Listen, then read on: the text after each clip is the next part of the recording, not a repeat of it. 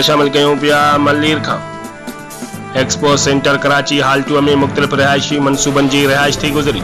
उन मौक़े ते बिन एहसान बिल्डर्स एंड डेवलपर्स जो स्टॉल भी लगायो वियो, जिते कराची समेत ॿियनि इलाइक़े जे रहवासियुनि वॾे अंग में शिरकत कई ऐं बिन एहसान जे हलंदड़ रिहायशी मनसूबनि मुतलिक़ आगाही हासिल कई।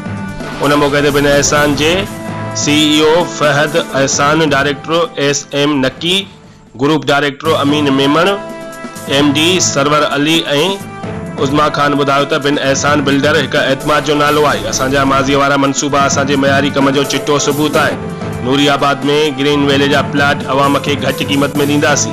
ही आला मनसूबो 2 महीननि खां पोइ बाक़ायदा शुरू कंदासीं। असीं उन्हनि माण्हुनि खे भी घर ॾियूं पिया जिन वटि ज़ाती घर वठण जी ताक़त न आहे। असांजा मुकम्मल कयल ॿिन मनसूबनि सां ग़रीब अलाटीज़ खे बेहद फ़ाइदो पहुतो आहे। ग्रीन वैले ते तेज़ीअ सां कम जारी आहे। हिन में कराची वासियुनि लाइ हिकु ख़ुसूसी पैकेज आहे।